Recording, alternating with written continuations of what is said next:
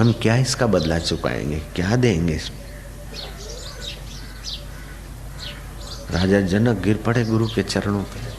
मेरा राज्य पाट आपको अर्पण करता हूँ, लेकिन ये तो नश्वर है, आप नाराज न होना। मेरी पत्नी और मेरे पुत्र सहित मैं आपको अर्पित हो रहा हूँ। फिर भी ये हाड़ मांस के शरीर हैं, मेरा खजाना आपको अर्पित कर रहा हूँ, लेकिन ये भी नश्वर भोग देने वाला है। गुरुदेव, आपने तो शाश्वत चीज दी है, भला शाश्वत चीज का बदला नश्वर चीजों से कैसे चुका सकता हूँ? फिर भी न दूं तो निगुणा हूँ, इसलिए कृपा करके फूल नहीं तो ये फूल की पखड़ी, मेरा राज्य, मेरी पत्नी, मेरा पुत्र, मेरा परिवार और मैं आपको अर्पित होता हूँ। गुरुदेव, आप इनकार मत करना, कृपा करके स्वीकार करना। माया की वस्तु और माया के संबंध बिल्कुल झूठे हैं, मिथ्या हैं, देखने भर को हैं। दिन रात उसी में हम रम रहे हैं, उसी को सच्चा मान रहे हैं। हमारी अपनी ज्योत का हमें पता नहीं। हालांकि ये सारे संबंध जो माने हैं या बनाए हैं वो उस ज्योत की सत्ता से ही माने जाते और बनाए जाते हैं। फिर भी उस ज्योत का, उस सच्चिदानंद साक्षी परमेश्वर स्वभाव का पता तक नहीं है। क्यों नहीं है? कि मृत्यु धर्मा शरीर पर दया बहुत करते हैं, मृत्यु धर्मा शरीर में प्रीति बहुत करते हैं, मृत्यु धर्मा शरीर को ही मैं मानने की अंधकारमय अज्ञानतामय वृत्तियों के साथ हम जुड़ जाते हैं। मृत्यु धर्मा शरीर पर दया ना करो। इससे जो जैसा काम लेना है, जैसी यात्रा करना है, कराना है, इसे करवा लो। इसको मजा दिलाकर अपने को सजा की खाई में मत फेंको।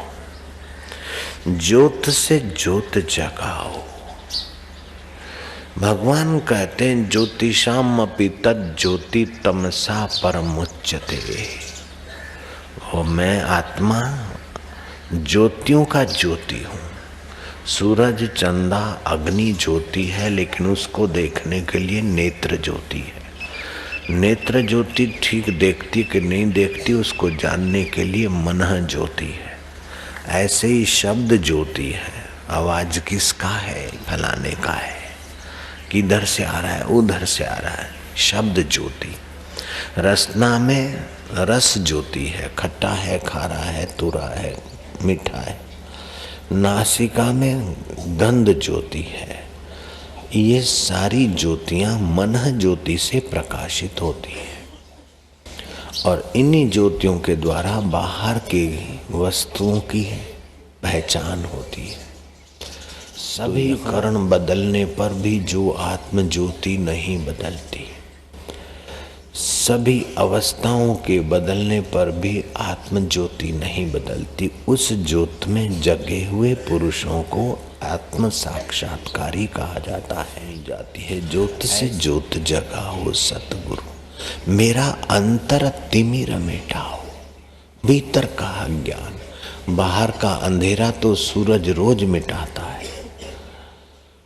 कोटि चंदा उभरे गुरु बिन घोर अंधार, शास्त्र सूरज उदय हो कोटि चंदा उभरे गुरु बिन घोर अंधार। गुरुवाणी कहती है, हजारों सूरज उदय हो जाएं, करोड़ों चांद चमकने लग जाएं, लेकिन गुरु के बिना अंतरंग में घोर अंधकार है। जहाँ हम है वहाँ अंधेरा है, जहाँ शरीर है वहाँ शरीर का प्रकाश थोड़ा बहुत मिलता है। तो ज्योत से ज्योत जगाओ। तो भगवान कहते ज्योतिषाम अपि तद ज्योति, ज्योतियों में भी वह आत्म ज्योति मैं हूँ, ऐसा मानो, ऐसा जानो। तो इंद्रियों ज्योतियों को प्रकाशने वाली मन ज्योति है और मन ज्योति से गहरे में बुद्धि ज्योति है। इंद्रियां ठीक देखती कि नहीं देखती, ठीक सुनती कि नहीं सुनती, उसको मन ज्योति जानती। मन ज्योति को मेरा मन ठीक है कि नहीं उसका निश्चय बुद्धि ज्योति करती। मेरी बुद्धि सठिया गई है, मारी गई। अथवा मेरी बुद्धि सही है, ठीक है, उसको जानने वाला वह जीवात्मा ज्योति है। और जीवात्मा मेरा घबरा रहा है, मेरा जी घबरा रहा है, मेरा जी संतुष्ट है। मैं जीव हूँ, मैं नन्हा हूँ, मैं किशोर हूँ, मैं बूढ़ा हूँ, मैं जवान हूँ। ये अंतःकरण से जुड़कर वो चैतन्य जब जीने की इच्छा करता है तो उसका नाम जीव पड़ता है तो वो आत्म ज्योति, लेकिन ये जीव ज्योति हुई। अब जीव ज्योति को ज्योत से ज्योत जगाओ। जैसे पानी के बर्तन में चांद दिखता है तो दिखने वाला चांद बर्तन के साथ जुड़ गया। उस चांद को समझाना है कि बर्तन हिले डुले टूटे फूटे, फिर भी तू उसके साथ हिलता डुलता मरता मिटता दिखता है, लेकिन तेरा वास्तविक स्वरूप वह है चांद। तो समझो उस चांद को खबर पड़ गई कि मैं ये बर्तन के साथ जुड़ा था। बर्तन का पानी गर्म होने से मैं अपने को तपा मानता था, बर्तन के पानी को शीतल देखकर मैं अपने को शीतल मान रहा था, लेकिन इसका मेरे साथ कोई संबंध नहीं है। तो उसकी ज्योत से ज्योत जग गई। ऐसे साक्ष, लेकिन जिसकी ज्योत से ज्योत जग गई है वो किसी भाव में किसी परिस्थिति में आसक्ति नहीं होती उसकी। वो रुचि और अरुचि से पार है, जगमगाता ज्योत उसका आत्मा है। वो शुभ और अशुभ से पार है, जन्म और मृत्यु से पार है। वो अपने ज्योत स्वरूप में जगा है। जो आदि में सत्य था, जुगों से सत्य था, अभी भी सत्य है और बाद में भी सत्य रहेगा। उस ज्योति स्वरूप को उसने जान लिया है। मन तू ज्योति स्वरूप अपना मूल बिछान। अपने मूल को नहीं बिछाना, इन करणों को मैं मानते। बहिर्करण अंतःकरण को मैं मानते। तो जब तक इनको मैं मानेंगे, कभी बेटा नाराज तो कभी पत्नी नाराज, कभी पुत्र नाराज, कभी कोई नाराज। अंत में देखेंगे कि काल नाराज हो गया। काल भगवान ने पिता को छीन लिया, पुत्र को छीन लिया, जवानी को छीन लिया। ये सब प्रभाव पड़ते हैं प्रकृति पर, नश्वर शरीर पर, जिसके साथ तुम्हारा शाश्वत संबंध नहीं है, तुम्हारा सच्चा संबंध नहीं है, तुम्हारा माना हुआ कल्पित संबंध है। माने हुए को न मानो तो उसका कोई मूल्य नहीं है, और मान्यता किसी कर्म से नहीं छूटेगी। कितने भी कर्म करो, अंधकार कर्म से नहीं मिटेगा, अंधकार प्रकाश से मिटेगा। ऐसे ही अपने अंतःकरण रूपी घर में 3 दोष है। मल माना वासनाएं, जो आए खा के मजा लो, जो आए भोग के मजा लो, फिर वही मजा सजा के रूप में आ जाता है। तो ये वासना है। तो तमाम वासनाओं को, अशुभ वासनाओं को मिटाने के लिए शुभ कर्म करो। अशुभ चिंतन को मिटाने के लिए शुभ चिंतन करो। मूर्ख हृदय न चेत, यद्यपि गुरु मिले ही बिरंची सम। जो पाप कर्म की वासना है उसको पुण्य में बदल दो, ताकि फुर्सत ही न मिले पाप करने की। तो जो ये गंदगी है वो बुहारी से निकलेगी, कीचड़ है तो पानी से निकलेगा। ऐसे ही अंतःकरण के दोषों को, मल को निर्मल कर्मों से निकाले, और अंतःकरण की चंचलता को एकाग्रता से, ध्यान से मिटाएं, और अंतःकरण के अज्ञान को आत्मज्ञान से मिटाएं। बस 3 काम करने हैं। पाप संस्कारों को पुण्य में रत रहे, और पुण्य का फल भोगने की वासना ना करे। मैंने ये पुण्य किया, मुझे ये मिले, तो फिर वो वासना बढ़ेगी। ईश्वर अर्पण बुद्धि से, तत्परता से शुभ कर्म करे। दायां हाथ करे तो बाएं को पता न चले। इस तरीके से अशुभ को मिटाने के लिए शुभ में लगे, चंचलता को मिटाने के लिए ध्यान जरूरी, लेकिन अज्ञान को मिटाने के लिए ज्ञान की आवश्यकता है, ज्योत की जरूरत है। तो जला हुआ दिया हजारों अनजले दियों को जला सकता है।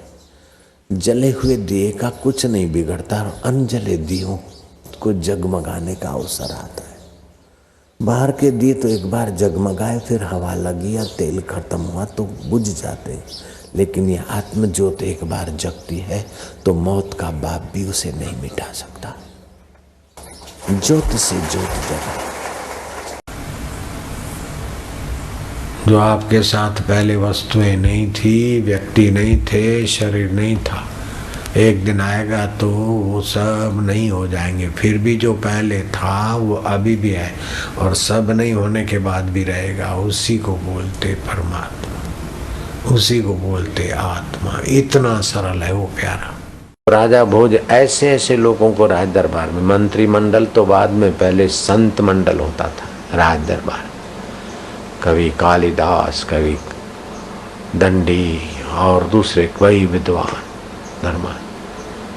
तो एक दिन सुबह ब्रश करते, दातुन करते करते सोचा कि आज क्या सवाल पूछूं। आ गया, सभा में गए कि वास्तविक अमृत क्या है, वास्तविक अमृत। तो पंडितों ने कहा वास्तविक अमृत स्वर्ग में है। स्वर्ग में अमृत है तो मूल अमृत का कहाँ? बोले वो तो दरिया में से निकला, तो समुद्र में। तो समुद्र है उसका उद्गम स्थान, तो फिर समुद्र खारा क्यों? वास्तविक अमृत है तो सब रसमय हो जाना चाहिए। दूसरे ने कहा कि ललनाओं के होठों में रहता है। किसी ने कुछ कहा, किसी ने कुछ कहा, सुंदरियों के पास होता है। आखिर कवि कालिदास से पूछा कि वास्तविक रस कहाँ है, वास्तविक सच्चा रस? तो कालिदास ने कहा कंठे सुधा वसति वही भगवत जना नाम। अगर स्वर्ग का अमृत वास्तविक होता तो अमृत पान करने के बाद पुण्य नष्ट होते तो आदमी पड़ता क्यों, गिरता क्यों है? ललनाओं के होठों में अगर रस होता तो थूक और बैक्टीरिया और बदबू क्यों आती? समुद्र में अगर वास्तविक रस का स्रोत होता तो समुद्र खारा क्यों रहता? और वो समुद्र मंथन से वो थोड़ा कलश निकला अमृत का, तो मंथन से शोभ से निकला, लेकिन संत के हृदय से तो प्रेम से भगवत रस उनके कंठ के द्वारा निकलता है। कंठे सुधा वसति वही भगवत जना नाम। तो भगवत जन है, उनके अनुभव संपन्न वचन जब निकलते कंठ से तो वो कान के द्वारा हमारे हृदय में रस उत्पन्न कर देते हैं। तो बोले बापूजी उत्पन्न कर देते हैं, तो बात ठीक है, लेकिन हमारे को मिलता नहीं, होता नहीं।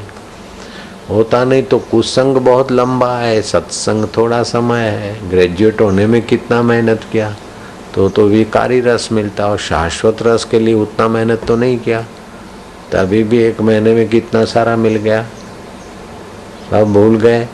अमेरिका की सुविधाएं, ये वो फला ढींगना, फर्स्ट क्लास में प्लेन में आए थे, अब बोलते नहीं मैं इकोनॉमिक में जाऊंगा। तो मिलता है तो बाबा जी बढ़े कैसे? भगवत रस मिलता तो है, इसीलिए तो आए दूर दूर से। मिलता तो है, लेकिन ये ज्यादा बढ़े कैसे?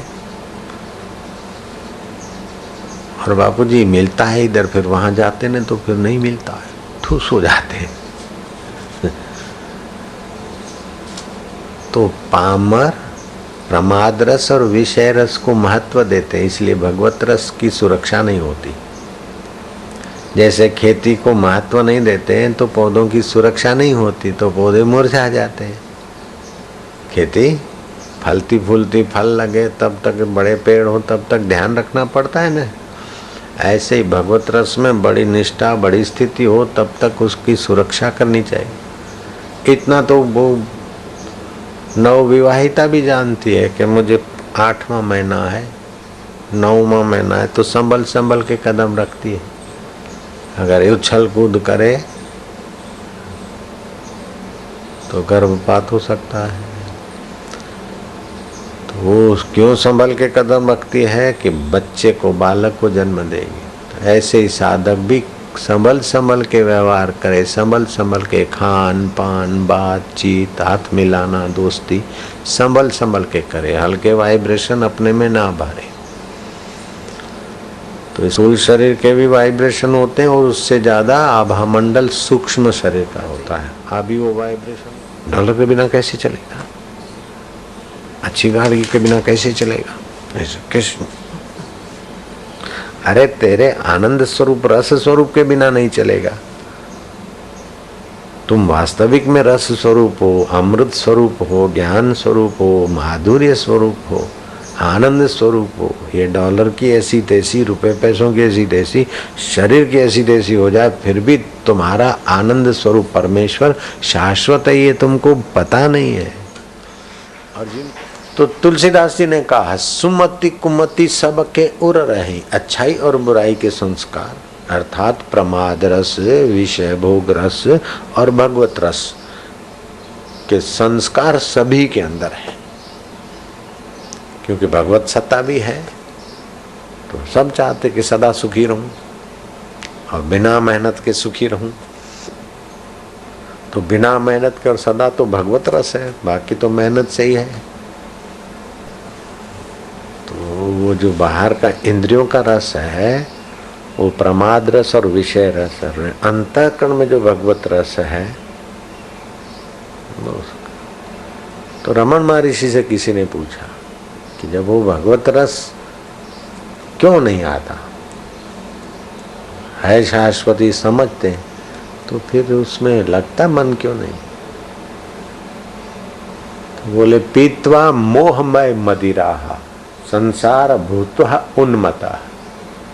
मोहमयी शराब पी रखी है। बाहर की बोतल की शराब से भी मोहमयी शराब ज्यादा खतरनाक है। मोह किसको बोलते बाबा? बोले, मोह उल्टे ज्ञान को बोलते हैं। जो हम हैं उसका पता नहीं, और जो हम नहीं है उसको हम मैं मानते।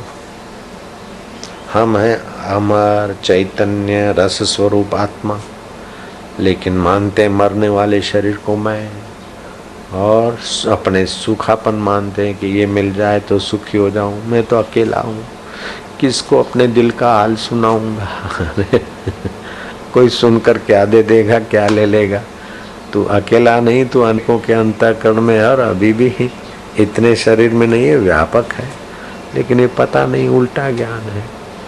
तो पुरानी आदत है, उल्टे ज्ञान के वातावरण में पैदा हुए, उल्टे ज्ञान के वातावरण में ही पड़े, उल्टे ज्ञान के वातावरण में ही पनपे। तो ये मोहमय मदिरा है। तो कोई रुपया पैसा दान करता है, कोई तिल गुड़ दान करता है। मैं तो चाहूंगा कि आप अपने आप को ही भगवान के चरणों में दान कर डालो।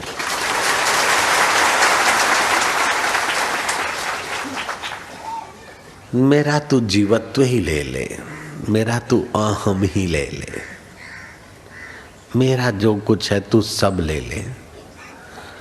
मेरा सब ले लेगा तो फिर बचा क्या? तू और तेरा बचेगा। अगर हिम्मत है तो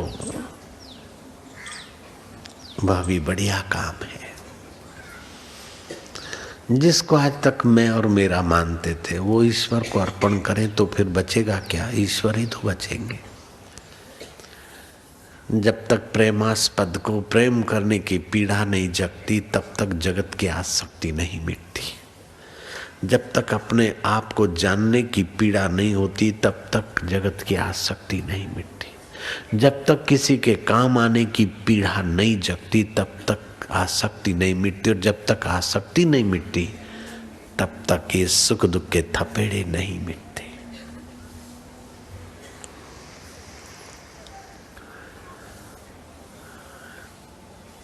तो ध्यान योग शिविर में हम प्रेमास्पद के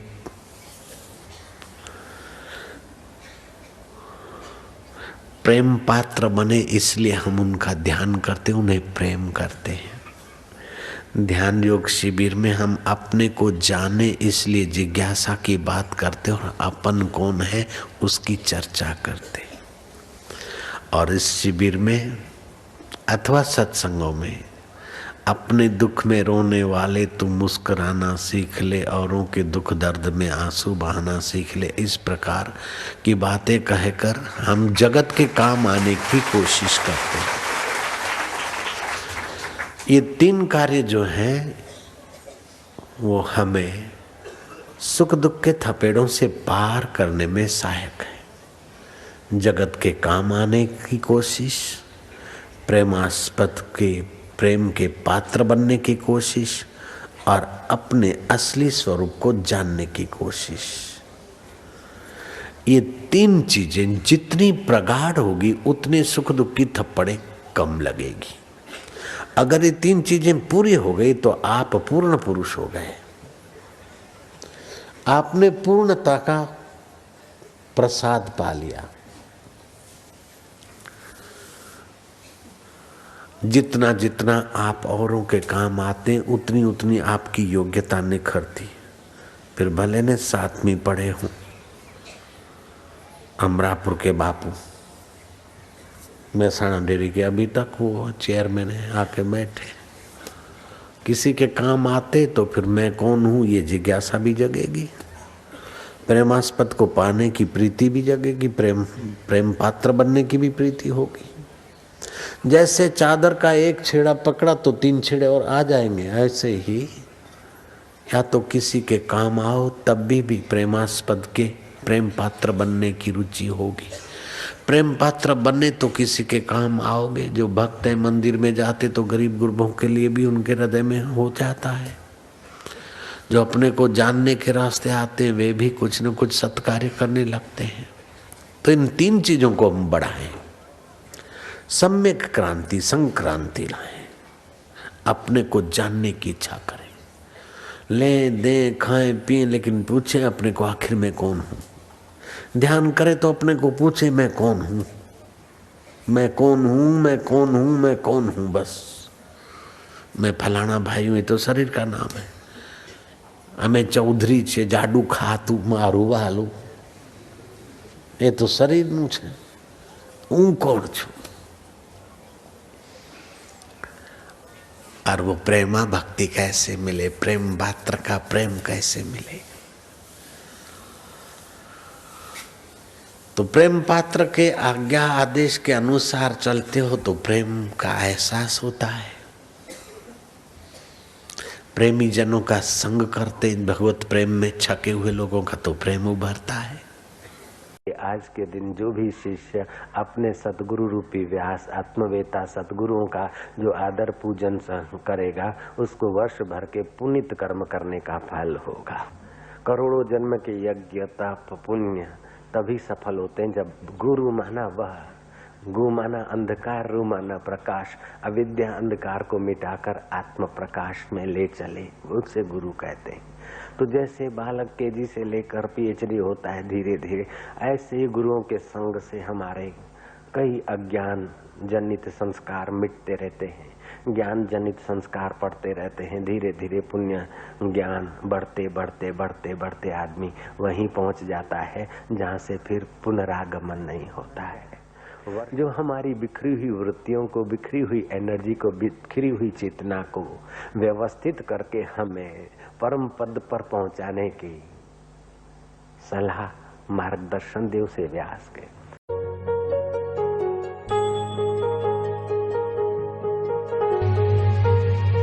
मेरे गुरुजी अकर्ता है,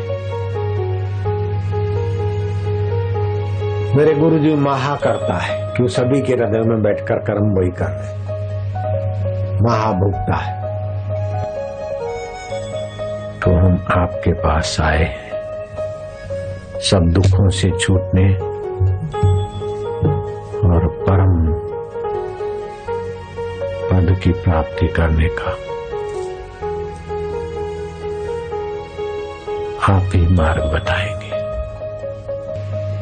व्यास पूर्णिमा आपके जीवन को सुव्यवस्थित ढंग से चलाने की प्रेरणा देती है। और मुख्य आवश्यकता है अपना हृदय में ही सुख पैदा करना, ज्ञान का प्रकाश पैदा करना। बुधवार और रविवार को यहाँ जीव को भगवान बनाया जाता है, ब्रह्म बनाया जाता है। व्यास पूर्णिमा आपके जीवन को सुव्यवस्थित ढंग से चलाने की प्रेरणा देती है। जो अत्यंत आवश्यक है वो कर लो और जिनके बिना चल जाए उस आवश्यकताओं को चौकड़ी रखते जाओ। और मुख्य आवश्यकता है अपना हृदय में ही सुख पैदा करना, ज्ञान का प्रकाश पैदा करना। और बाहर के सुख दुख अनुकूलता प्रतिकूलता आ जाए तो बुद्धि के अंदर समता का साम्राज्य रहे।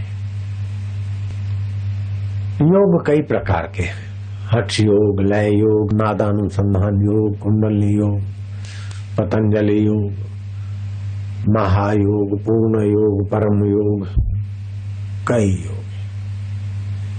लेकिन श्री कृष्ण का योग अद्भुत है।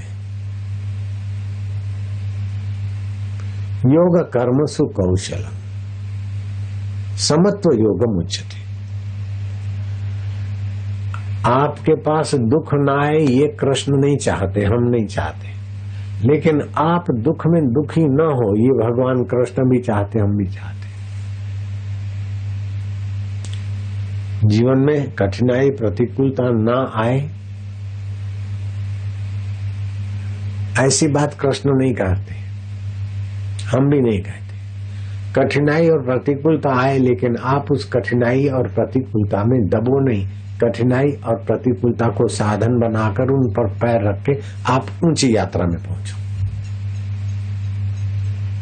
दिवाली के दिनों में हम ऐसा आशीर्वाद नहीं देते, धन धान्य सुख संपदा बढ़े, पुत्र परिवार तुम्हारा बढ़े, तुम जुग जुग जियो। अरे जुग जुग जियो, दुआ देने वाला खुद ही मर जाएगा। खुदा ताला रोजी में बरकत दे, अरे तू तो खुद भीख मांग रहा है लोबान का धूप देके। लेकिन कृष्ण का योग है समत्व योगम उच्यते। सुख आ जाए तो उसके भोक्ता मत बनो, बहुजन हिताय। दुख आए तो उसके भोक्ता बनकर कमजोर मत बनो।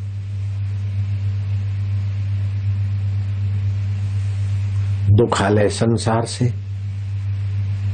विवेक वैराग जगाकर जहां दुख की दाल नहीं गलती वहां पहुंचो। समत्व योगम उच्यते। श्री कृष्ण कहते हैं सुखम वा यदि वा दुखम स योगी परमो मता। परम योगी वा है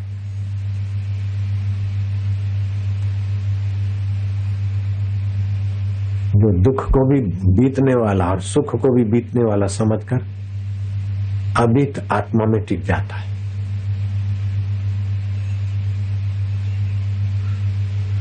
तुम्हारी श्रद्धा का, तुम्हारी इंतजार का, तुम्हारी तपस्या का हम स्वागत करते हैं। हम गुरु पूर्णिमा को अपने गुरुदेव को मन ही मन नहलाते थे, वस्त्र पहनाते थे, चंदन का तिलक करते थे और मोगरे मोतियों की माला फूलों की एक नहीं दो दो पहराते थे, क्योंकि बाजार से लानी नहीं पड़ती थी। मन से पहराना तो एक काय को पहराए, दो दो पहराते थे। और फिर गुरु जी को देखते रहते, मेरे गुरु जी ज्ञान स्वरूप है, तो हमारा भी ज्ञान जागृत होता है। गुरु को देहधारी मानेंगे और हमारे गुरु ऐसे ऐसा कर दिया, ऐसा नहीं करना चाहिए, तो हमारी बर्बादी हो जाएगी। मेरे गुरु जी अकर्ता है, मेरे गुरु जी महा करता है, क्यों सभी के हृदय में बैठकर कर्म वही कर रहे, महाभोक्ता है और महान त्यागी, सब कुछ करते हुए भी अकर्ता है। जैसे सूर्य की हाजिरी से सब कुछ होता है, फिर भी सूर्य अपने आप में ज्यों का त्यों।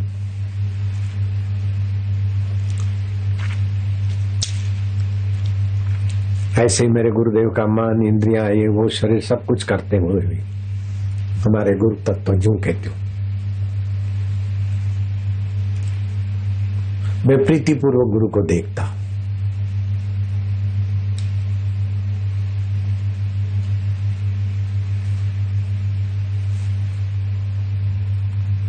मेरी ऐसी गुरु पूनम होती कि वाह, अब तुम जानो तुम्हारे गुरु जाने। हमने तो अपनी दिल की बात बता दी और हमारी इच्छा होती थी गुरु जी को नजीक से मिले, नजीक से दर्शन करें, पैर नहीं छूते थे। गुरु जी को जो अच्छा ना लगे वो हम काम नहीं करते थे। जो गुरु की आज्ञा में और गुरु के सिद्धांत में आ जाते हैं वे फिर निगुरे लोगों के चले चलाते नहीं है, निगुरों को स्वयं चलाते सगुरे।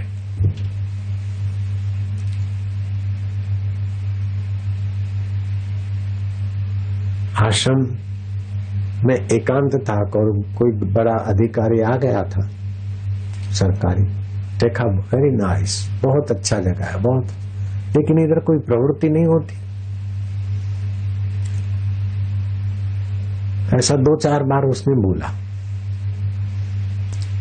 फिर मैंने कहा हाँ इधर प्रवृत्ति होती है, ये भगवान बनाने की फैक्ट्री है।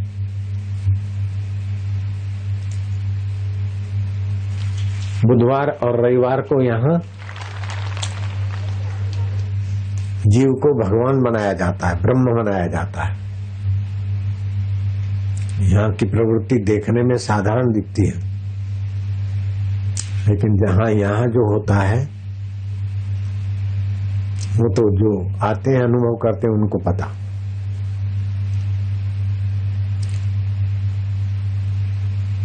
सारा विश्व एक तरफ हो, वो छोटा है क्योंकि छोटी चीजें और छोटी बातों में, और 5 आदमी विश्वेश्वर का सत्संग करते हैं, सुनते हैं, तो वहां सारा ब्रह्मांड है। पानी नीचे को स्वाभाविक बहता है, ऊपर को प्रयत्न से लिया जाता है, उठाया जाता है। ऐसे जीव देखने, सूंघने, चखने, सुनने और स्पर्श के विकारों में स्वाभाविक नीचे गिरता है, और उसके नीचे गिरने का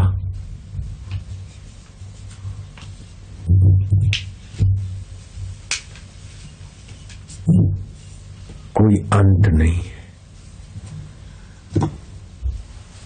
लाखों लाखों जन्मों से वो जन्मता आया, मरता आया, ऐसा कोई दुख नहीं जो उसने नहीं भोगा हो। मनुष्य शरीर में मोक्ष लाभ करना चाहिए,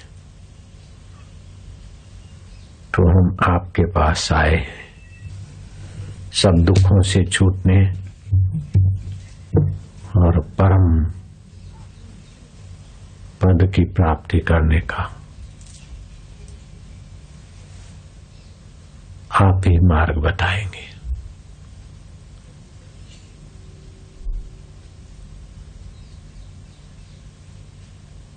देवताओं का शरीर तो दिव्य होता है, मनुष्य का शरीर वैसा दिव्य नहीं हो सकता, फिर भी मनुष्य मुक्ति लाभ कर सकते हैं। मेरे को ये चाहिए, ये करना, ऐसी कामना बढ़ा बढ़ा कर जो करने के लिए मनुष्य जन्म मिला वो काम तो रह जाएगा, और ये तो इधर ही पड़ा रह जाएगा, डॉलर, रुपया, मकान, सब चीजें। तो ये सब अज्ञान का खेल है। 2 तत्व हैं, एक नित्य परमात्मा और एक अनित्य माया। तो अनित्य दिखता है, लेकिन नित्य की शक्ति से ही अनित्य दिखता है। अनित्य बदलता है और नित्य अबदल है। अनित्य को कोई साथ में रख नहीं सकता और नित्य को कोई छोड़ नहीं सकता। जिसको छोड़ नहीं सकते उस अपने आत्मा परमात्मा को जान लो। जिसको रख नहीं सकते उसका पोल पहचान लो। रख नहीं सकते शरीर को और संसार को, छोड़ नहीं सकते आत्मा परमात्मा को।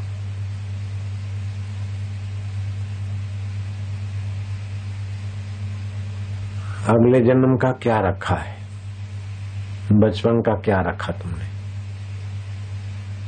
छूट रहा है।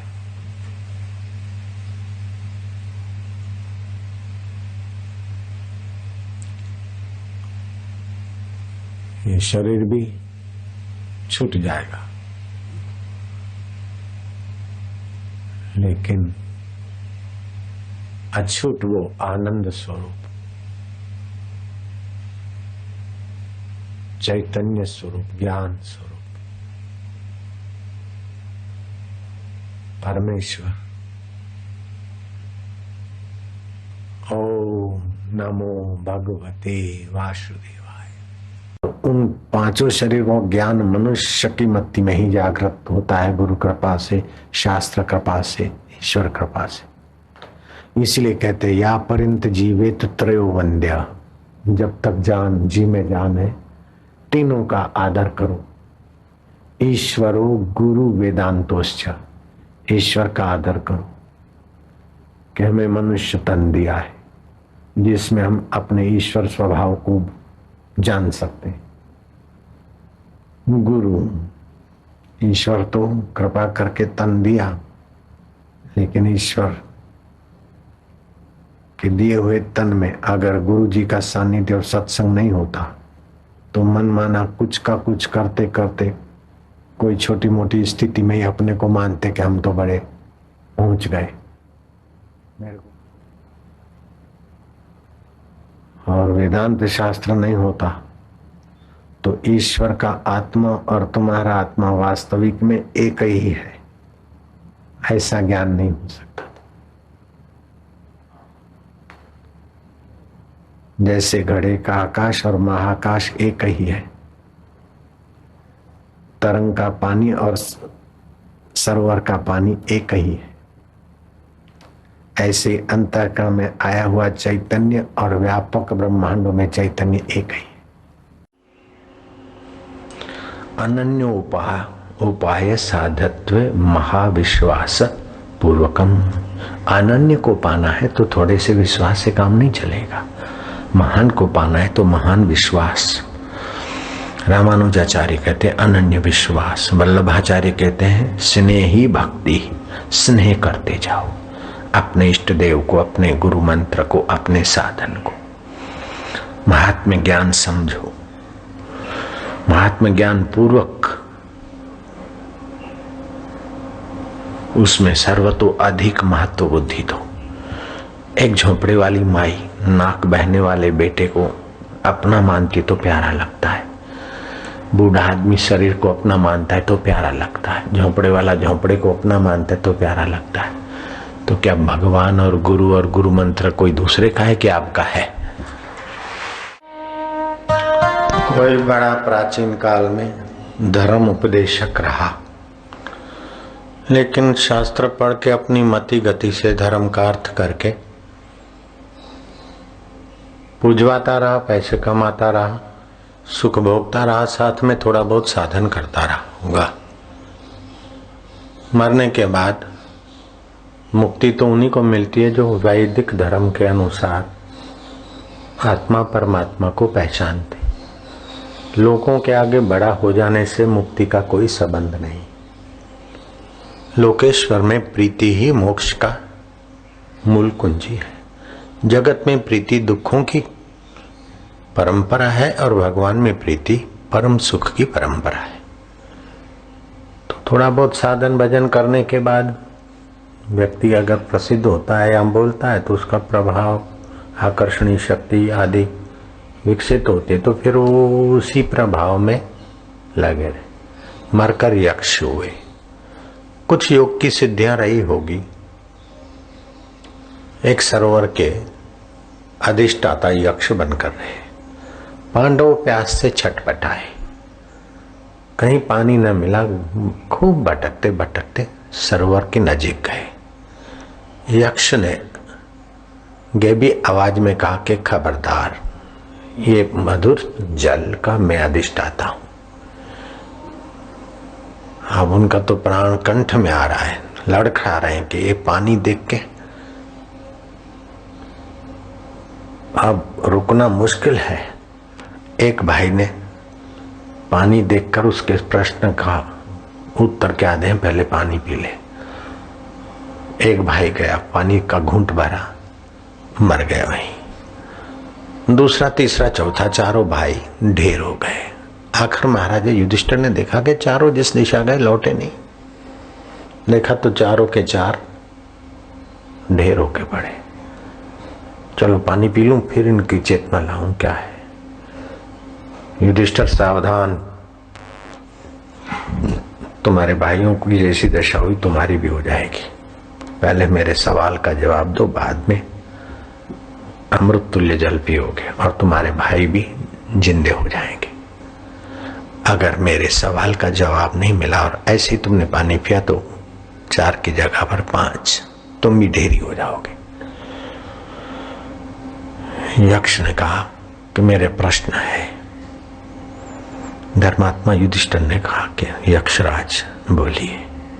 विरोधी को, शत्रु को, निंदक को जीतने का सुंदर उपाय है कि उससे मानवाचक बात करो, और जो आपका शत्रु है उसके जो मित्र है उसके आगे उसकी प्रशंसा करो।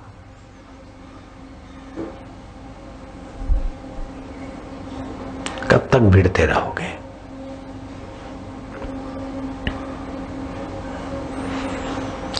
यक्षराज,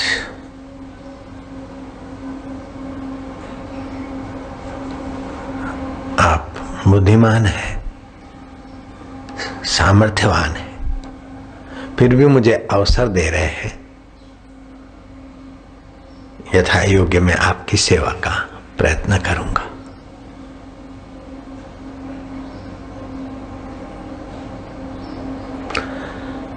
महाभारत का युद्ध हो रहा था, तभी भी विरोधी पक्ष के गुरुओं को और योद्धाओं को नमन करने को गए थे युधिष्ठिर। धर्म की कला है। यक्ष ने पूछा, धर्म का एकमात्र साधन क्या है? युधिष्ठिर ने शास्त्रीय उत्तर दिया कि दक्षता। इसका परिणाम क्या होगा? नित्य मिलेगा कि अनित्य में बंध मरेंगे? आखिर कब तक? दक्षता। अभी सत्संग का और व्याख्या करने का समय नहीं है। आपकी तपस्या मुझे ध्यान में है, लेकिन तपस्या महातपस्या हो, इसलिए ये ऊंची ऊंची सार बातें सूत्रात्मक आपको सुना देता हूं।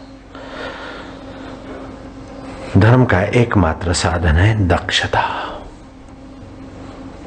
आज लोग लापरवाह हो गए, अदक्ष हो गए, भूल गए, ये हो गया, वो हो गया। वो धर्मात्मा नहीं है, भगतड़ा है, भगतड़ा। भक्त नहीं है, भक्त है हनुमान जी, कैसे दक्ष। लक्ष्मण जी कैसे दक्ष।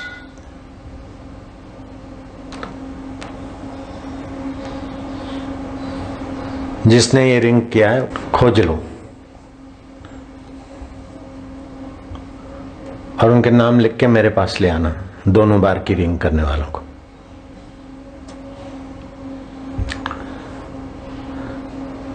तो धर्म का एकमात्र साधन है दक्षता।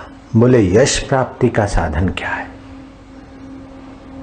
अपना आय, अपने पसीने का धन, अपने हिस्से अपने को मिले, उसका दान करना, लोक उपयोगी ईश्वर मार्ग पे जाने वाले की सेवा करना, इससे यश प्राप्ति होगी।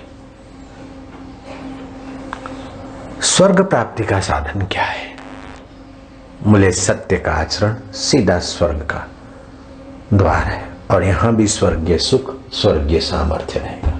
सत्य का आचरण। गांधी जी कैसे स्वर्गीय जीवन जिए थे? एक जरा सी छड़ी लेके चलते थे,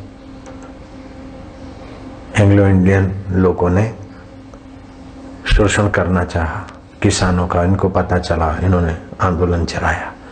तो वो जो तस्कर थे उन्होंने फैसला किया कि कल शाम तक गांधी जी की हत्या कर दूंगा मैं। गांधी जी के कान बात आई। गांधी जी कल शाम आए तब आए, रात को इसका दरवाजा खटखटाया एंग्लो इंडियन आदमी का कि जिसको कल शाम को आप मारना चाहते हैं वो मोहनलाल आपके पास आया है, आप अपनी इच्छा पूरी करिए।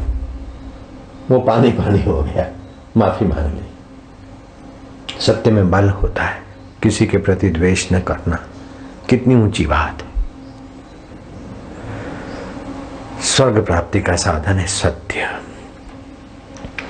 पत्नी को ऐसा व्यवहार करना चाहिए कि पति का विश्वास संपादन, पति को ऐसा व्यवहार सच्चाई का रखना चाहिए कि पत्नी का विश्वास अडिग रहे, तभी गृहस्थी जीवन का प्रेममय जिंदगी होगी। पति चाहे 2 दिन कहीं बाहर रहा हो, जहां वैसा खाना है उधर रहा हो, लेकिन पत्नी को संतोष होना चाहिए कि मेरा पति है, नहीं करेगा गड़बड़। ऐसे ही पत्नी चाहे लुफंगों के बीच पड़ोस में रहने गई हो, लेकिन पति को विश्वास होना चाहिए कि मेरी पत्नी, उससे ये पाप नहीं हो सकता है। तो विश्वास प्रेम का बाप है, विश्वास।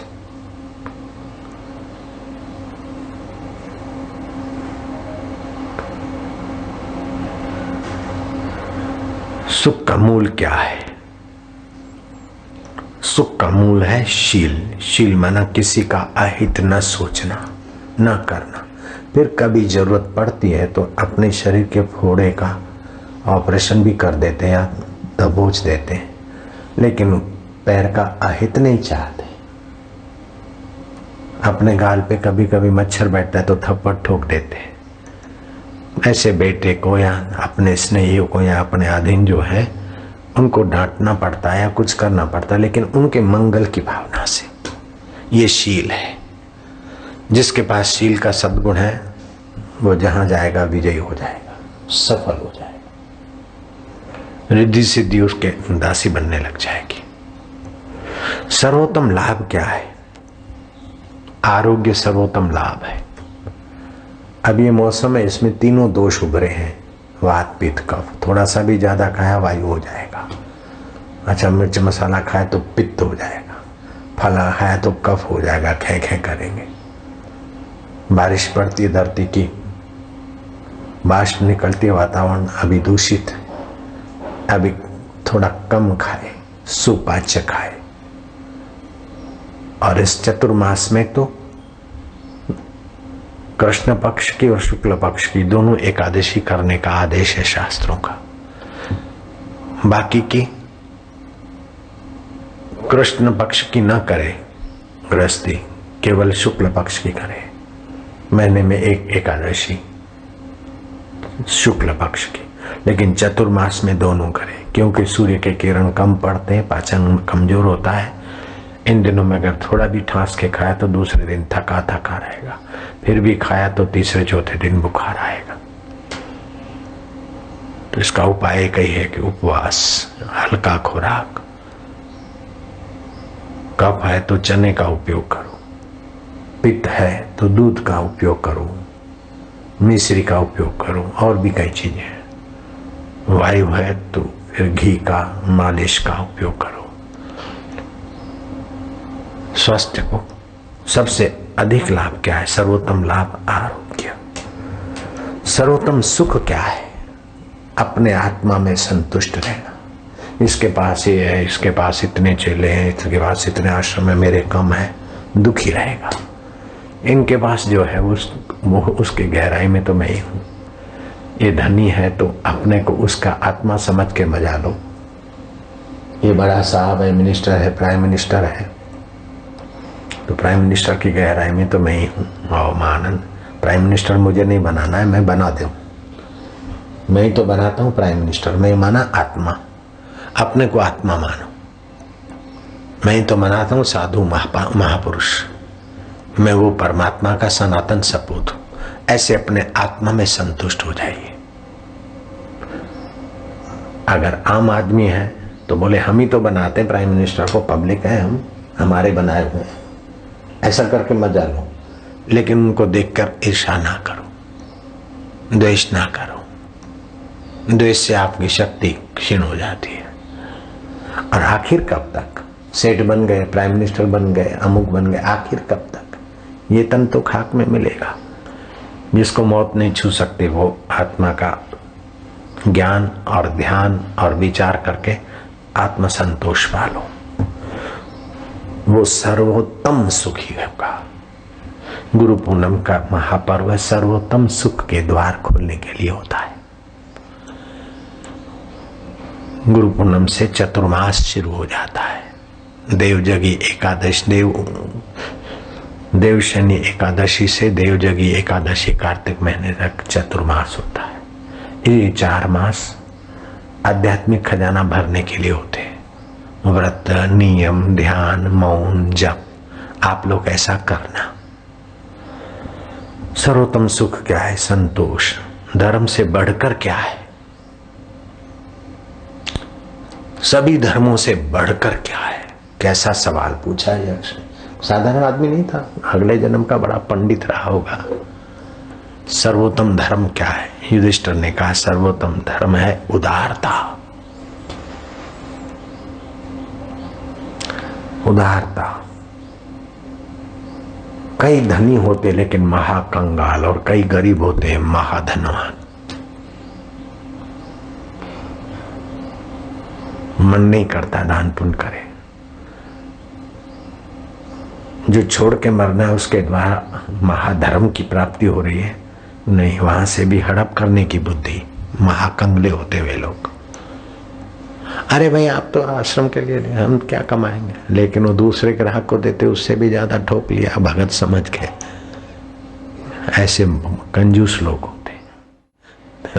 ऐसे लोग प्रेतों के भटकते हैं, सांपों के हैं, धन की रक्षा में बिलों के, अथवा जहां बैंक में पड़ा हो वहां चिपकलियां होके भटको।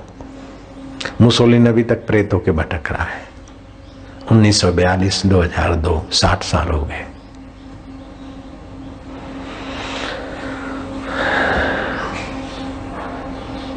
सर्वोत्तम लाभ आरोग्य, सर्वोत्तम सुख संतोष, धर्म से बढ़कर उदारता है। मेरा तो ये है, मेरी तो तबीयत ठीक नहीं है। ये देह को पकड़ के बैठ गए कृपण लोग, बीमारी को पकड़ के बैठ गए। मेरा इतना दुकान है, इतना पैसा है, इतना ये है, उतना ही पकड़ के बैठ गए। अरे अनंत अनंत ब्रह्मांडों को सत्ता स्फूर्ति चेतना दे रहा है वो मेरा चैतन्य आत्मा, मेरे से दूर नहीं, दुर्लभ नहीं, ऐसा खजाने की तरफ नजर नहीं पड़ती। जैसे कृपण बच्चे ना, तो खिलौनों को पकड़ के बैठते तो आगे की सूझबूझ काम नहीं करती। 2 पैसे के खिलौने मिले तो खुश हो गए, 2 पैसे के खिलौने छूटे तो छटपटाते लगते। ऐसे ही कृपण इस मिथ्या जगत की चीजों को पकड़ पकड़ के अंधकूप में चले जाते, ब्रॉड नहीं होते, मान्यता की मुट्ठी खोलते नहीं है। जैसा घुस गया तो घुस गया। मैं सिंधी हूँ, मैं गुजराती हूँ, मैं मारवाड़ी हूँ, मैं फलाना हूँ, मैं फलाना हूँ। ये कृपण लोग अपनी पकड़ पकड़ के बैठते तो छोड़ते ही नहीं।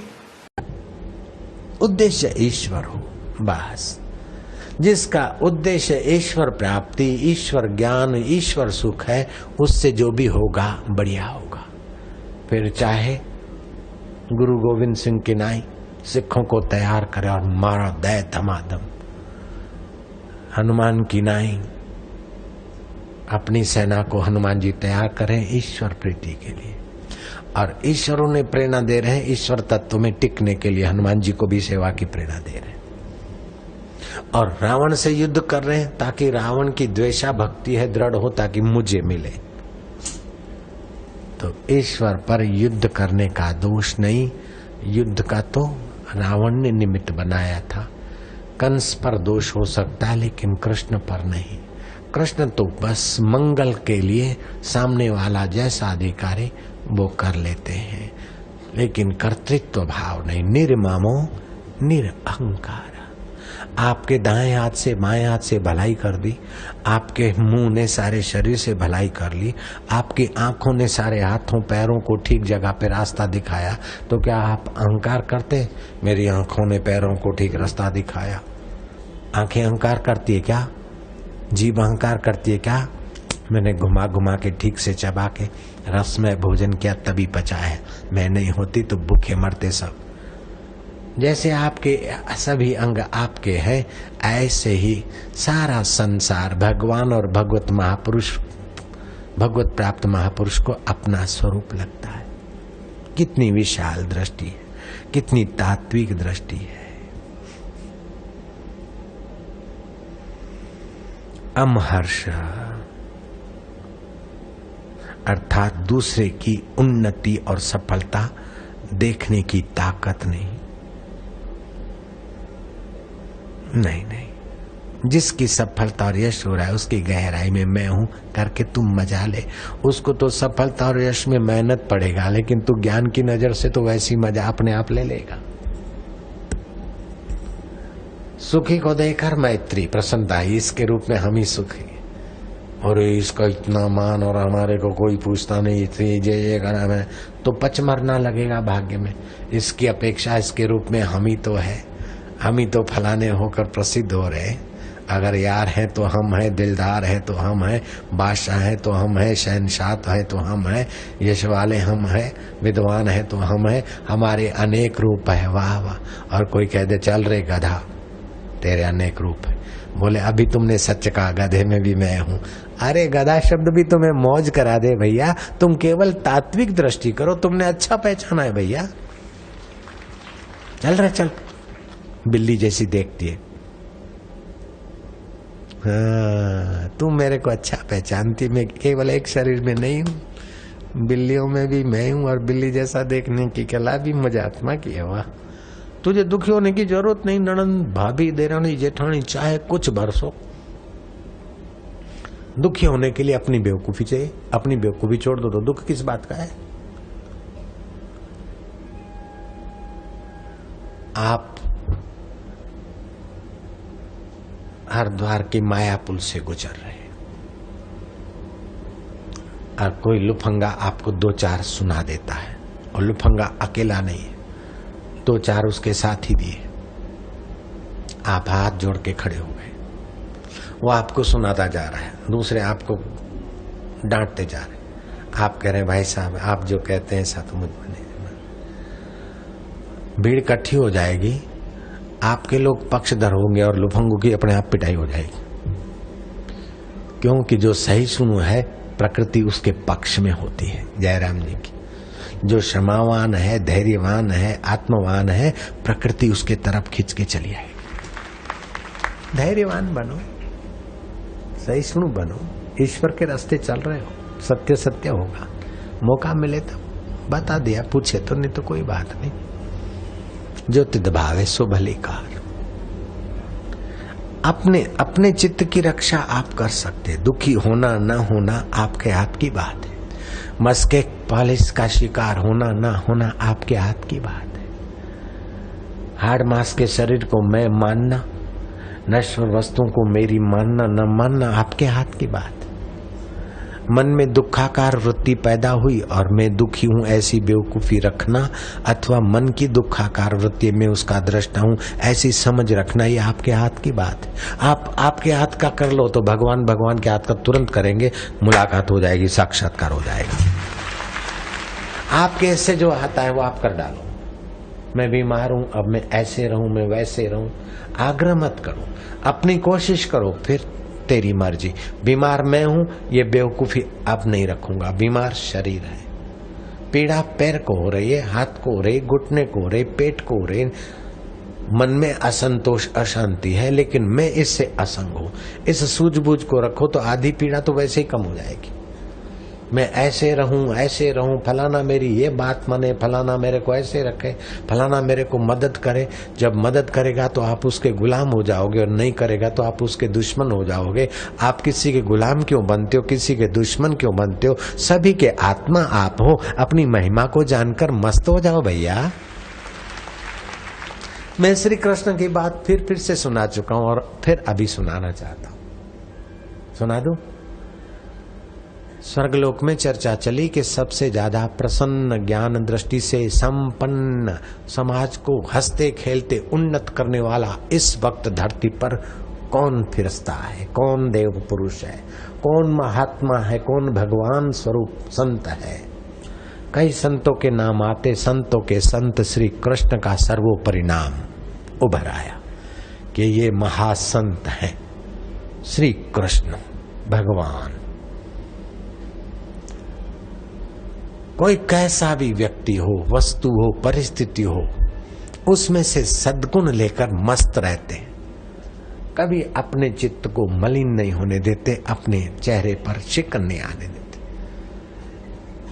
गंदे से गंदा पशु, पक्षी, जीव, जंतु, मानव, दानव हो, श्री कृष्ण सदा बंसी बजाते रहते, मुस्कुराते रहते। देवता को शंका हुई कि गंदे से गंदे पशु पक्षी में भी कृष्ण अच्छा क्या देखेंगे। मैं परीक्षा लेता हूं। कृष्ण जिस कुंज गली से गुजरने वाले थे, देवता कुत्ते का रूप लेकर वहां आ लेटा।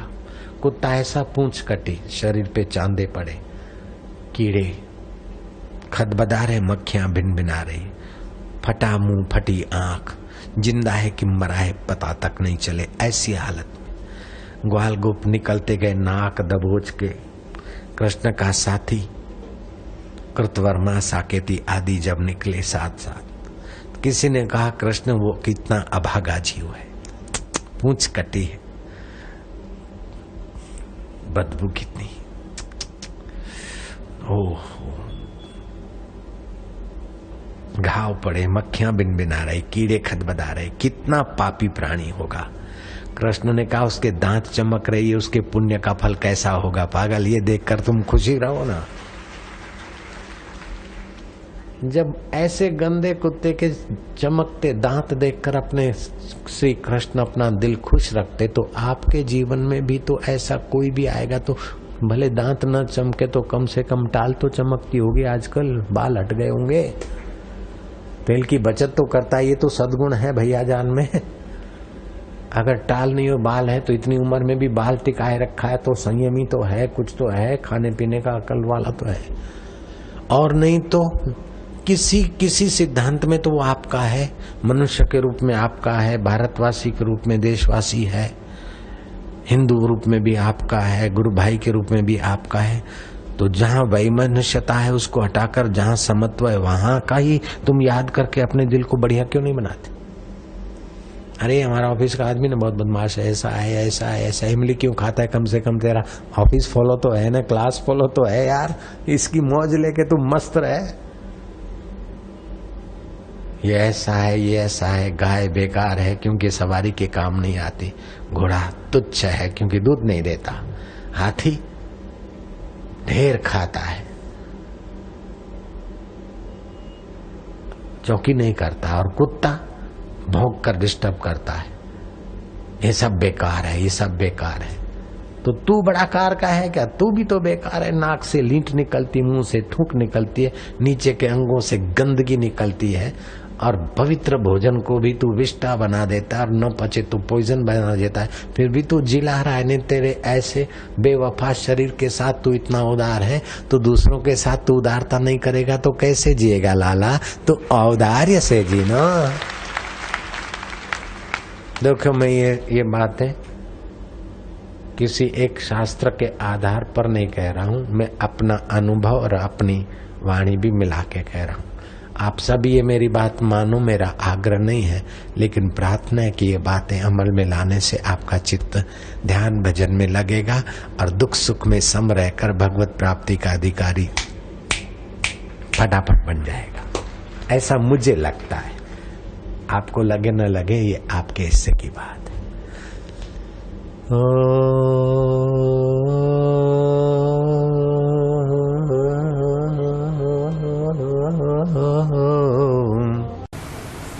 जो आप नहीं हैं उसके साथ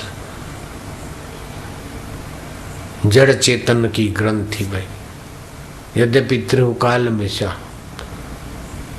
तीनों काल में मिथ्या है, भरम न सके कोई छुड़ाए, फिर भी ये भरम छुड़ाने वाला सतगुरु कोई मिल जाए, ये भरम छूटता नहीं। इसी भरम के कारण सारे दुख, सारी चिंता, सारे जन्म मरण हो रहे। ब्रह्मा जी प्रसन्न हुए। ब्रह्मा जी ने कहा, जाओ मैं उपदेश देता हूं, तुम उसका मनन करो। 1 वर्ष के बाद पुत्र दूसरा पाठ दूंगा, ध्यान से सुनना। योवत भूमा तत्सुखम, उस भूमा ब्रह्म को जानोगे तो सुखी हो जाओगे, पूरा सुख हो जाएगा। फिर सुख के लिए बाहर भटकना नहीं पड़ेगा। सुख जैसे शक्कर को मिठास के लिए नहीं भटकना पड़ता है, शक्कर जहां भी जाती है वहां मिठास देती है। ऐसे ही आप उस भूमा को जानोगे, आपको सुख के लिए भटकना नहीं पड़ेगा। आप जहां जाओगे वहां सुख ही सुख। उस भूमा को जान लो। पितामह भूमा को कैसे जाने? बेटा, वो भूमा ब्रह्म है। एक अंतःकरण में होता है तो आत्मा, और व्यापक है तो ब्रह्म है। समझ गए? जाओ। पितामह विशेष कृपा दास, पुत्रों, आंखों में जो देखता है वह ब्रह्म है। आंखों में जो देखता है वह ब्रह्म है। जाओ मनन करो, अब नहीं रुको, जाओ। इंद्र गए, आंखों में दिखता है तो किसी की आंखों में भी देखा तो इंद्र ने अपने आप को देखा। आप किसी की आंखों में झांकोगे तो अपने आप को ही देखोगे। तो विरोचन ने आंखों में देखा तो ब्रह्म, तो विरोचन को हो गया कि अपने को तो ब्रह्म का उपदेश मिल गया है। जो देखता है वो ब्रह्म है। तो देख, आंखों में जो देखता है वो ब्रह्म है। तो आंखों में मैंने देखा और मैं ही दिखा। जो देखता है और दिखता है वो ब्रह्म है। तो विरोचन तो पक्का गांठ बांध लिया कि अपने को तो ब्रह्म ज्ञान उपदेश हो गया है। पात्र नहीं थे।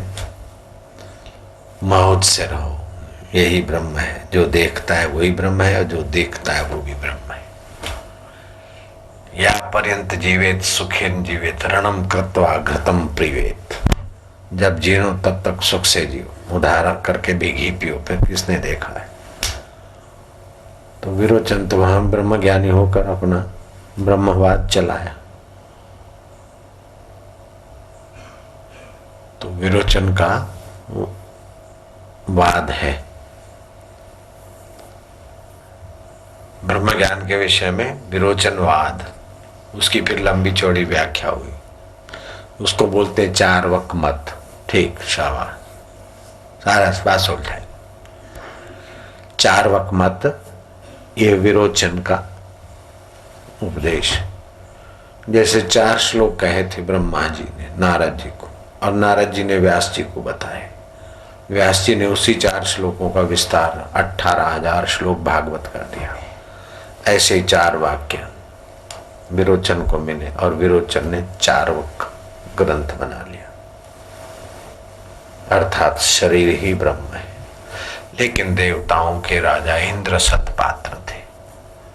इंद्र ने देखा कि जो देखता है वो ब्रह्म है, जो दिखता है वो ब्रह्म है। तो देखता तो मैं हूं और दिखता भी मैं हूं,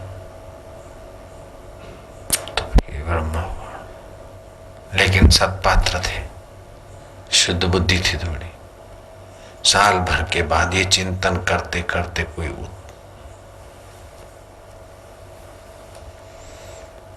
आत्म शांति, आत्म तृप्ति नहीं मिली। ब्रह्मा जी की स्तुति की, प्रभु आगे का दूसरा द्विपाद ब्रह्म, जो देखता है ब्रह्म है, जो दिखता है वो ब्रह्म है। तो देखता मैं हूं उसके आंखों में, और फिर मैं ही दिखता हूं। हाँ, ठीक बोल। ही देखते हो और तुम ही दिखते हो। तो ऐसा जो समझता है ना वही ब्रह्म है। जाओ, ब्रह्म दृष्टा है। गए गए तो ऐसा तो समझता है, तो मन समझता है और मन तो बदलता है। और ब्रह्म तो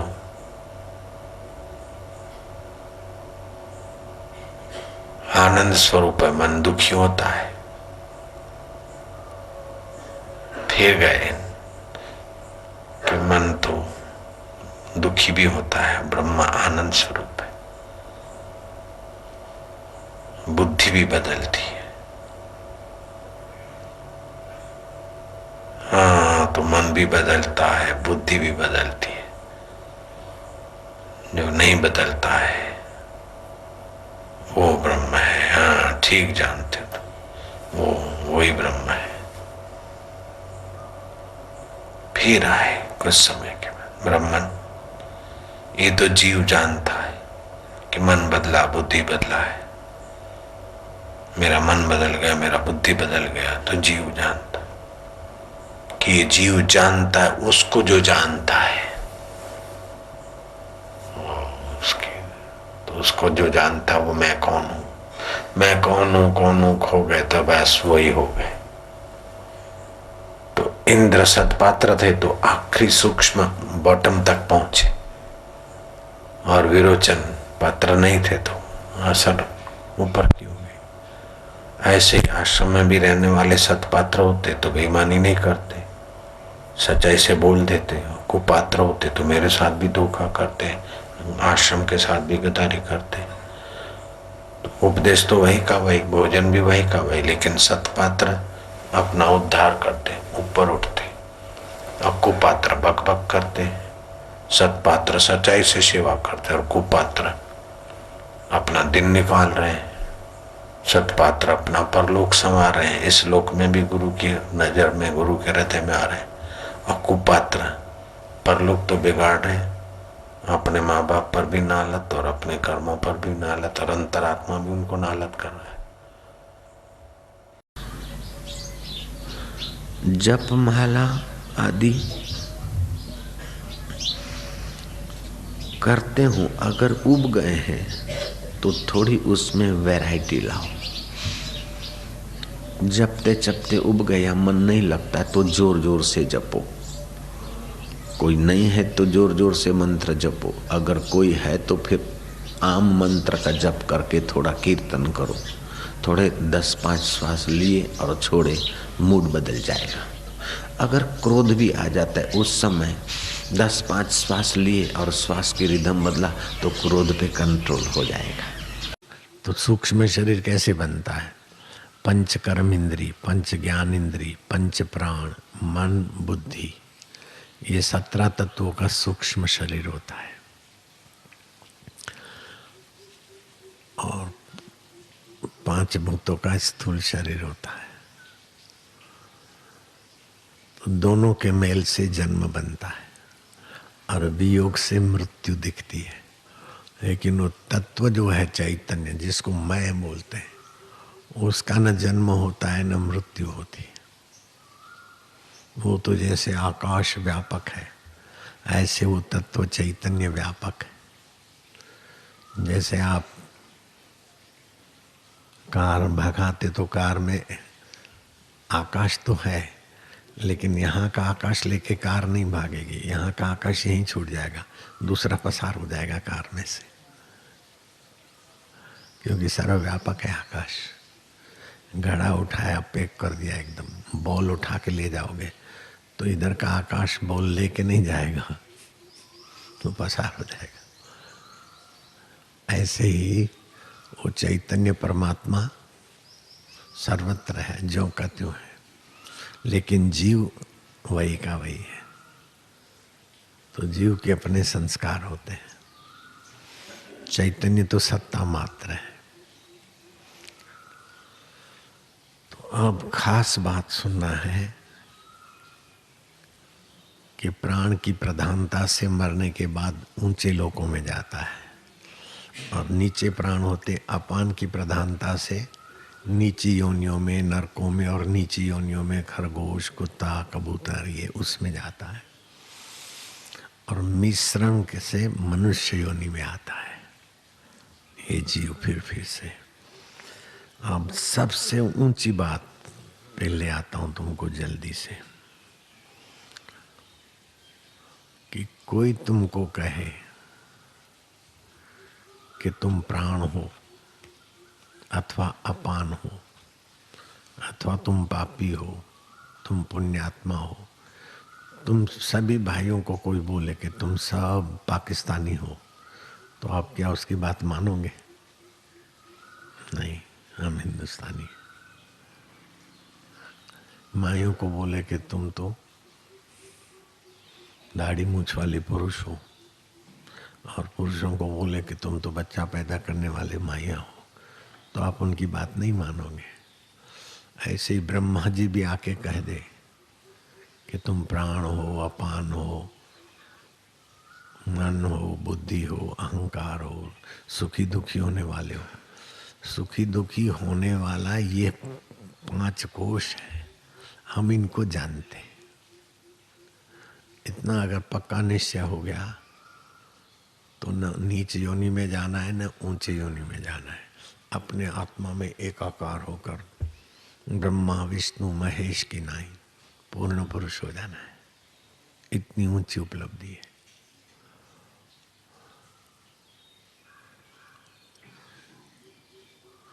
इन साधनों के साथ जुड़कर तुम ठगे जाते हो। नाक के साथ जुड़कर मजा लिया, वस्तु के गुलाम हो गए। अब नाक सदा एक जैसी नहीं, वस्तु सदा एक जैसी नहीं, लेकिन तुम सदा एक जैसे हो। ये समझ स्वीकार कर लो। आँख से मिलकर कुछ देखा, सुंदरी है, सुंदरा है, अच्छा व्यक्ति, बुरा व्यक्ति, लेकिन ये मन बुद्धि की खेल है, अच्छाई बुराई। जो अच्छे लगते कभी बुरे हो जाते हैं, जो बुरे लगते वो कभी अच्छे लगने लगते हैं। तो ये सब बदलता है। मैं अबदल आत्मा हूँ। इस ज्ञान को पकड़ लेना, बहुत ऊंची चीज है, बहुत ऊंची। इससे बड़ी ऊंची कोई चीज हो ही नहीं सकती। भगवान राम का दर्शन हो जाए, कृष्ण का दर्शन हो जाए, शिव का दर्शन हो जाए, अच्छा है, आदरणीय है, लेकिन ये चीज उससे भी आगे की है। श्री कृष्ण राम आएंगे तो मन में मजा आएगा, बुद्धि में निर्णय होगा ये भगवान राम है, अच्छे हैं, प्रणाम किया। लेकिन बुद्धि भी बदलती है, मन भी बदलता है, तुम नहीं बदलते। मन बुद्धि सीमित है, भटकते लोक लोकांतर में। तुम असीम हो, झोंकते हो। तो अपनी असीमता का स्वीकार हो जाए। अपनी असीमता को सुनने को ही नहीं मिलता, स्वीकार तो हो, लेकिन ये सुनने को मिले तो भी बहुत ऊंची चीज है। घड़ा सीमित है लेकिन आकाश असीम है। तरंग सीमित है लेकिन समुद्र का पानी समुद्र की दृष्टि से व्यापक है। इससे भी व्यापक तुम्हारा मैं है।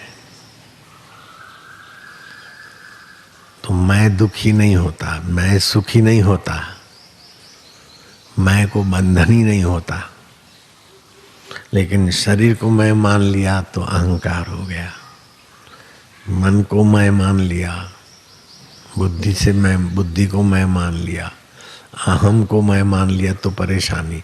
लेकिन मूल मैं को स्वीकार कर लिया, सारी परेशानी एक चुटकी में गायब। इसी को साक्षात्कार बोलते हैं, इसी को ब्राह्मी अवस्था बोलते हैं। ब्राह्मी स्थिति प्राप्त कर कार्य रहे ना शेष। फिर उसके लिए कहीं तीर्थ में जाना, कहीं पूजा करना, तप करना, ध्यान करना, ये करना, वो करना, कुछ कर्तव्य नहीं। मुक्त आत्मा हो गया, जीवन मुक्त। कईयों की पूजा होती है, देवियों की, देवताओं की, उनकी सब पूजा होने के बाद भी किसी की पूजा रह जाती है। लेकिन आत्म साक्षात्कारी की पूजा हो गई तो सारी पूजाओं का फल मिल गया। ऐसा होता है। लौकिक अलौकिक सारे मनोरथ फल जाते हैं। ब्रह्मवेता से। ये कठोपनिषद में लिखा है, तस्मात् आत्मज्ञ पुरुषम हीर्येत भूत कामात्।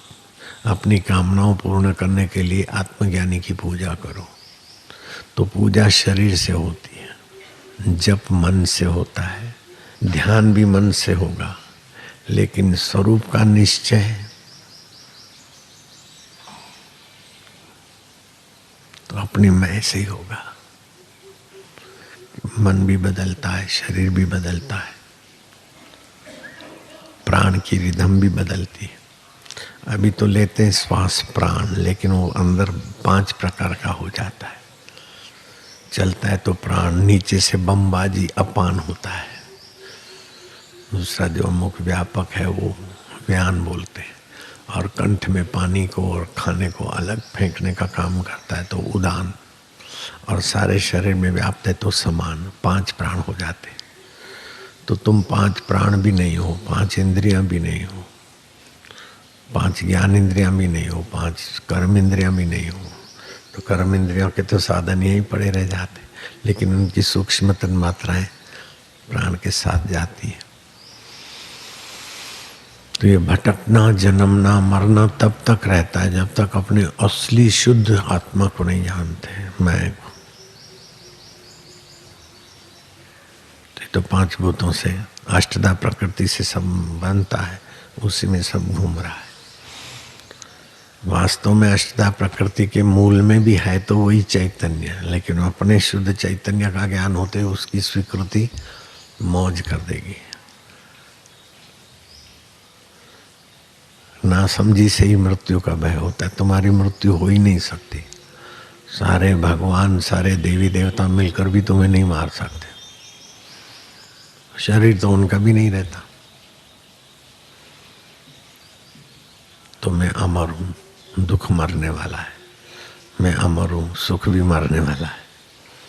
मैं अमर हूँ, बचपन मरने वाला है, जवानी मरने वाली। ये समझ पक्की कर लो। तो मौत आए तभी भी तुम्हारी मौत नहीं होगी, ये तुमको अनुभव होगा। तो तुम कौन हो कि तुम अन्नमय, प्राणमय, मनोमय, विज्ञानमय, आनंदमय, ये 5 शरीर को देखने वाले हो।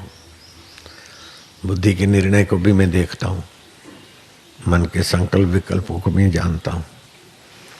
अहंकार के विचार बदलते हैं। पहले हम विद्यार्थी थे, फिर हम साधक हुए, अब हम बापू हुए। तो मन के भावों को भी मैं जानता हूँ। मैं तो वही का वही हूँ। तो जो वही का वही हूँ वो कौन हूँ, तो उसमें फिर कुछ दिखेगा नहीं, उसमें ही शांत हो जाओगे। 2-3 मिनट के लिए हो जाए तो भी काम बन जाता है। भगवान को अपनी जाति का मानना, ये भी हिम्मत चाहिए। देह को मैं मानोगे तो भगवान को अपनी जाति का मानना अपराध हो जाएगा, लेकिन अपने को आत्मा मानोगे तो भगवान तुम्हारी जाति के सिवा और किसी जाति के नहीं हो सकते। भगवान तुम्हारी जाति के सिवा और किसी जाति के नहीं हो सकते। कि बाबा जी हमारी जाति तो ब्राह्मण की है। नहीं, ये तुम्हारे शरीर की जाति है। हमारी जाति तो बनिया है, फलाना है। तुम्हारी जाति है नहीं, ये तो शरीर की जाति है। तुम्हारी जाति आत्मा है। आत्मा अमर है और परमात्मा भी अमर है। आत्मा और परमात्मा एक ही जाति के हैं। तुम सच पूछो तो भगवान की जात के हो। ईश्वરની नातना છો। ईश्वर सत्य છે, તમે પણ સત છો। ઈશ્વર જ્ઞાન સ્વરૂપ છે, તમે પણ જ્ઞાન સ્વરૂપ છો। ઈશ્વર આનંદ સ્વરૂપ છે, તમે પણ આનંદ સ્વરૂપ છો। તમારી મતિ અને મન જેમ તમારા અભિમુખ થાય છે તો એમને અંદરથી જ્ઞાન મળે છે, આનંદ મળે છે। અને જેમ ઇન્દ્રિય ગ્રામમાં ભટકે છે એમ એમને ખિન્નતા મળે છે। ज्यों ज्यों तुम्हारा मन और इंद्रियां तुम्हारे अभिमुख होते हैं त्यों त्यों उनको ज्ञान आनंद मिलता है। और ज्यों ज्यों इंद्रियां विकारों के तरफ जाती है त्यों त्यों थकती है, खिन्न होती है। फिर रात्रि को अनजाने में इंद्रियां मन में लीन होती और मन बुद्धि में, और बुद्धि तुम आत्मा के तरफ आती तो फिर फ्रेश हो जाते हैं। ऐसा रोज का सिलसिला है। मेरे गुरुदेव तो कहा करते थे कि किसी को भगवान नहीं मिले हैं ऐसी बात नहीं। ऐसा कोई नहीं कि जिसको भगवान नहीं मिलते हों, रोज भगवान मिलते हैं। आप लोग रोज भगवान का दर्शन करते हैं। खुले आम बाबा जी सबको, हजारों लोगों को कहते थे। कि आप रोज भगवान का दर्शन करते थे। हर आदमी हर रोज भगवान का दर्शन करता है। अगर भगवान का दर्शन न करे तो वो जी ही नहीं सकता। लेकिन उस दर्शन के बीच अविद्या का पर्दा है, इसलिए पता नहीं चलता कि यही है। इंद्रियां मन में लीन होती है, मन बुद्धि में, और बुद्धि आत्म परमात्मा के करीब शांत। और बुद्धि और परमात्मा के बीच जो अविद्या का पर्दा है, जैसे बच्चा माँ के गोद में जा गिरता है तो माँ का शरीर और बच्चे के शरीर बीच में माँ और बच्चे के वस्त्रों का पर्दा है, ऐसे ही संस्कारों का पर्दा है। इसीलिए परमात्मा होते हुए हर रोज उसकी सत्ता स्फूर्ति लेते हुए भी आज तक हम उसके दर्शन से लाभान्वित नहीं हुए। कबीर ने ठीक कहा, सुन सुन बत्तियां आए मोए हांसी, पानी बीच मीन प्यासी। वो सत्य चित्त आनंद स्वरूप ईश्वर होते हुए भी हम असत संसार में, असत इंद्रियों के पोषण में, असत वाहवाही में बह जाते हैं। बड़े बड़े साहब पैदा हुए, बड़े बड़े खान पैदा हुए, बड़े बड़े उपदेशक पैदा हुए, बड़े बड़े सुधारक पैदा हुए और नष्ट हो गए, कोई जानता तक नहीं। लेकिन उन महापुरुषों को हम भूलते नहीं जिन्होंने इंद्रिय ग्राम को वश करके उस पर्दे को हटाकर परमात्मा का साक्षात्कार कर लिया। उन पुरुषों को हम याद करते हैं। हमारी इंद्रियां धोखा दे देती है। छोटे से पद में से प्रमोशन हो जाती, जरा सा ऊंचा पद मिलता तो हम समझते कि चलो अब यही ठीक है। साधना तो करते हैं, आशीर्वाद मिली, बाबा जी ने कह दिया अच्छा हो जाओगे, हो गए, बस अब क्या है। सितारों से जहां कुछ और भी है, इश्क के इम्तिहान कुछ और भी है। इन खिलौनों में कब तक खेलोगे? इन पद से गिराए जाओ या इन पद को छोड़कर मरो, उसके पहले आत्म पद पाने के लिए तत्पर हो जाओ। ये गुरु का संदेश है। पड़ा रहेगा माल खजाना, छोड़ त्रिया सुत जाना है। कर सत्संग सत्य स्वरूप आत्मा का संग, कर सत्संग अभी से प्यारे, नहीं तो फिर पछताना है। सुविधाएं एयर कंडीशन की मिल गई तो क्या, कारों पे कारें मिल गई तो क्या, सलाम मारने वाले ऑफिसर मिल गए तो क्या, और आरती उतारने वाले भक्त मिल गए तो क्या। अरे दुनिया के सबसे ऊंचे में ऊंचे अधिकारी भी तुम्हारे अंडर हो गए, तुम इतने बड़े अधिकारी हो गए। ततः किम, उससे क्या हो गया। बड़े बड़े राजा तुम्हारे नौकर हो गए, सेवक हो गए, और बड़े बड़े धनाढ्य तुम्हारे सेवक हो गए, फिर भी तुमने आत्मपद नहीं जाना तो तुम कंगाल के कंगाल रहोगे। क्योंकि ये सब चीजें यहीं धरी रह जाएगी। जिन चीजों से इस शरीर को अनुकूलता मिलती है वह शरीर भी यहीं जलाया जाएगा। शरीर राख में जल जाए उसके पहले अपनी अहंकार और वासना को मिटाकर परमात्मा से मिल जाए तो कितना अच्छा होगा। तो भगवान कहते हैं, संयम इंद्रिय ग्राम सर्वत्र संबुद्धया, ते प्राप्नुवन्ति मामेव सर्वभूत हिते रताः।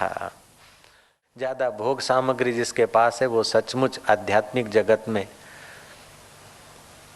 अगर तोला जाए तो बेचारा गरीब है।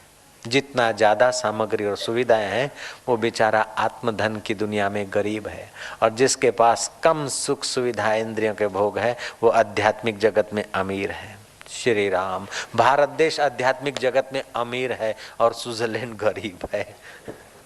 नारायण नारायण नारायण। जिन देशों में इंद्रिय विकारों को भड़काने वाले साधन ज्यादा है वे देश आध्यात्मिक शांति में बिल्कुल आपको दरिद्र दिखेंगे ही, कोई शक नहीं इस बात में। मैं घूम के आया,